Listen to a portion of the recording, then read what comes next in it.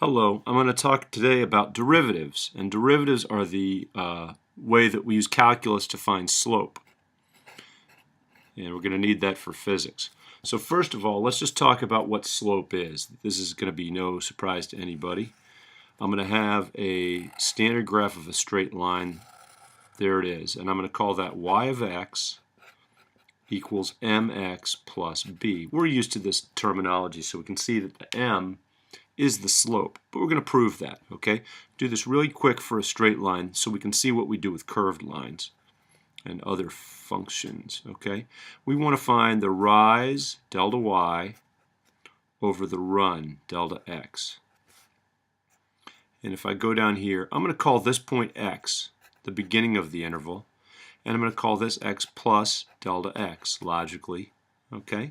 Whereas over here, I've got 2 points that I'm going to use to calculate my rise, and this is going to be y plus delta y. This is, let me write this differently. I want to write this, I've got a horrible eraser, so I'm going to call this y of x plus delta x, okay? You see it's the y, the function that corresponds to x plus delta x, and I'm going to call this y of x. So if I want to find my slope, all I do is I take the rise over the run. The rise is y of x plus delta x, and we can evaluate that, minus y of x. The run is x plus delta x minus x. Here's x plus delta x minus x. It just ends up being, of course, delta x. Okay, but the important part is rewriting the rise in terms of the function. The function is mx plus b. So y of x plus delta x will be m times x plus delta x plus b. M x plus delta x plus b. Minus y of x. Well, y of x is just mx plus b. All over, as we determined before, delta x. Okay? So we come down here and let's rewrite that.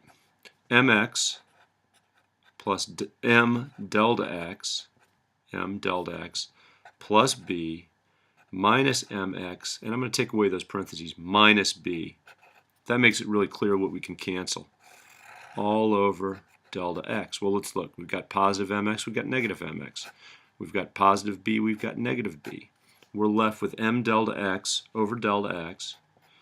The delta x's cancel, and we have just m. So we've just demonstrated the slope is m. We knew that, but I wanted to get you comfortable with this just based on something you've seen before. Now let's slide it down a little bit. Now let's look at x squared. And the problem with x squared, y of x, equals x squared. The problem with x squared is that we don't have a straight line, so we can't take this big interval, delta x. Suppose you had delta x from here to here. You can see how sometimes the slope is like this, sometimes it's up like this. It changes as you go through that interval. It's not just one slope. So if we want to find the slope right there, we've got an issue. Now if you make this smaller, this delta x smaller and smaller, so you have a really small triangle right in here, then you're getting really close to figuring out what the real slope is. But if the farther that delta x is, the worse, see we start here, the worse that approximation is. This is an okay approximation, but if we can make that delta x really small, we can get a good approximation. Remind me to bring better erasers next time. Okay, so what I want to do is view this. Let me just draw it smaller. Okay, and let's get that slope right there. Okay, so here's x. Here's x plus delta x. Here's y of x. And here's y of x plus delta x, just like we did before. Okay, now let's go back for a second. If we look at this, you might see that this doesn't count at all. It doesn't matter at all how big delta x is. M is always going to be m because it's a straight line. We can choose our slope, the area or the region we calculate our slope from, anywhere, and it's always going to have that same ratio. Here it does matter. So let's do this now. Let's write it out. Okay, so we have slope equals y of x plus delta x. This is my rise, minus y of x. Right? So there's my rise, the difference between those 2 points. And my run is going to be x plus delta x minus x. That's my run. And that, of course, ends up, again, just being delta x.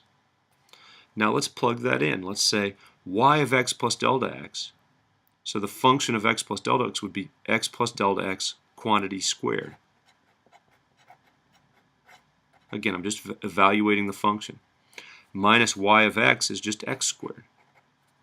All over delta x.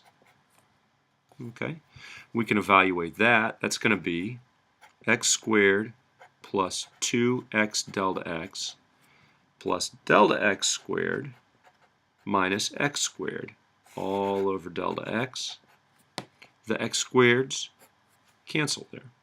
So we have 2x delta x plus delta x squared all over delta x. And that equals, one of the delta x's cancel there. That cancels and that cancels there, so it ends up being 2x plus delta x. Okay, so the slope you calculate is always going to be 2x plus delta x. Well, if your delta x is really big, you're going to have a really big error there. But as you make delta x smaller and smaller and smaller, this goes to 0 eventually, which means, again, we wanted that really, really small interval.